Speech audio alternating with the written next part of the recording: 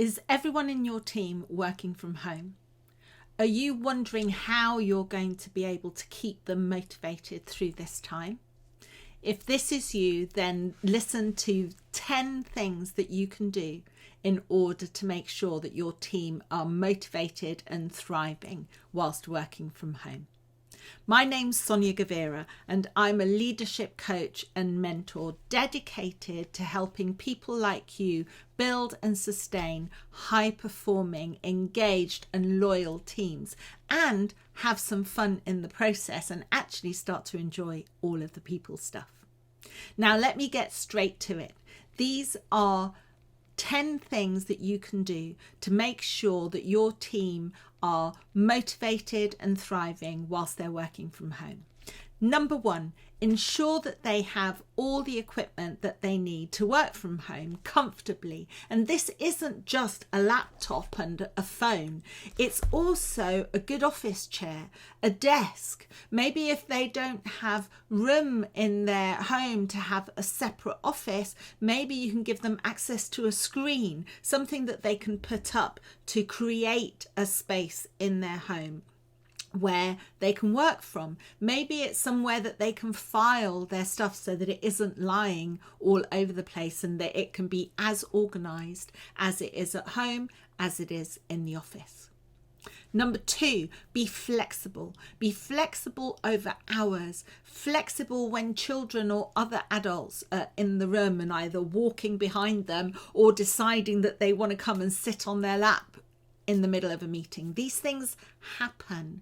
These things are part of life when you're working from home and the rest of the family is at home too. So be human about it. Show understanding. Even talk to the children if they come on. This is part of life, and therefore you need to show that you are flexible, adaptable enough, human enough to accept it.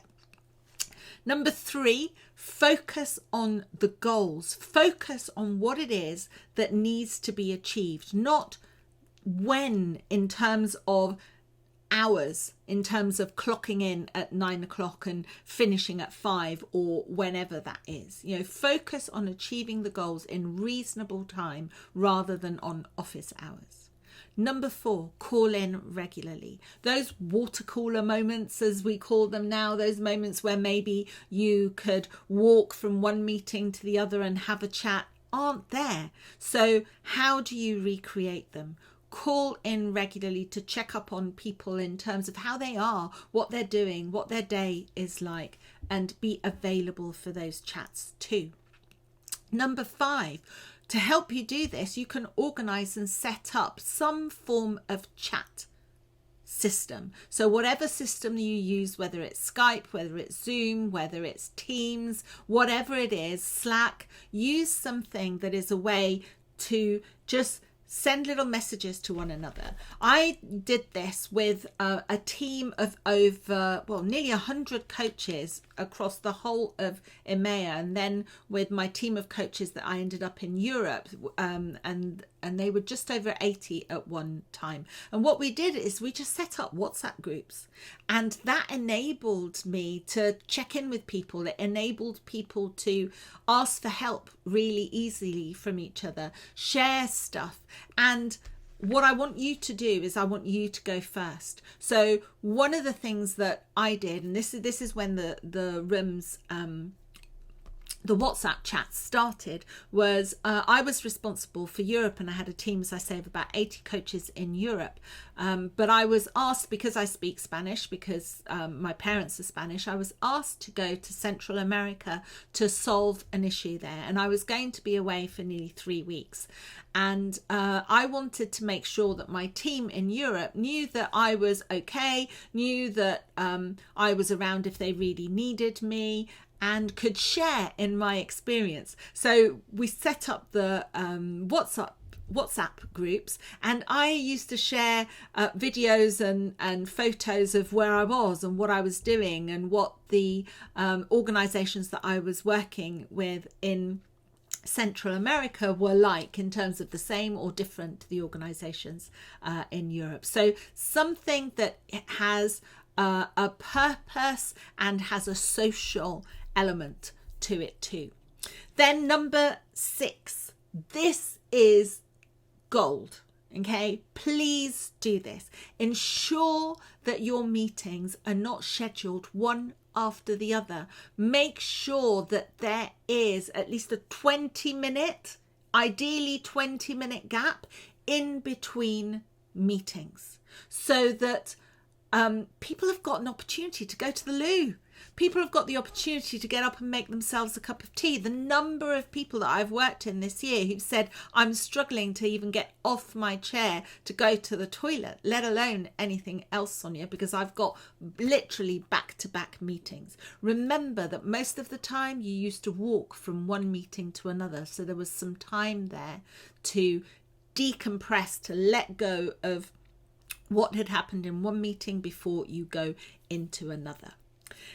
Number 7, and this is the other huge thing that you need to work on, and that is find out what it is that drives each and every one of the people in your team, and figure out what it is that drives you.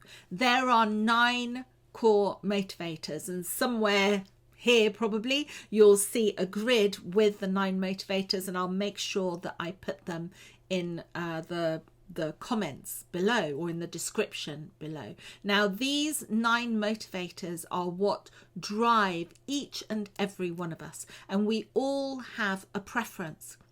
We all have some top motivators, 2 or 3 at the top, and then we have one that's the lowest that could even demotivate us.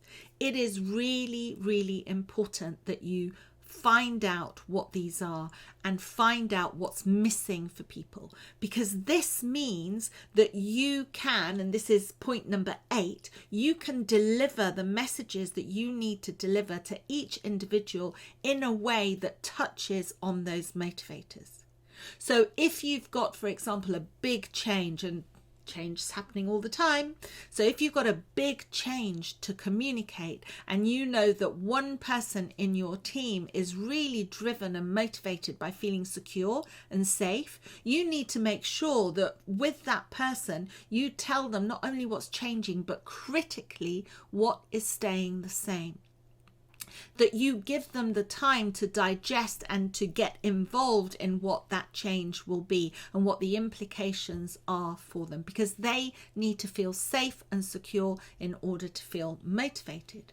And yet, communicating the same change to someone in your team who is really driven and inspired by doing new things, by innovation, by creativity, you need to get them engaged in that change. Tell them what their part will be, how they can drive it. So you will be communicating the same thing with the same end purpose, but in 2 very different ways. Number 9, I want you to be able to create an environment where people can talk about what's really important to them, and where they can ask for support and get it. A place that is safe for you to do that. And if you look at my video on how to get the best out of your team and how to start in the best way possible, which will probably be linked up here somewhere, you will get 5 steps that are going to really enable you to create that environment. And then number 10, last but not least, you need to make yourself available to give amazing feedback on what's going well as on what needs to improve. Make sure that feedback is a gift, that feedback is useful, that the person that you are giving the feedback to can take it and do something with it.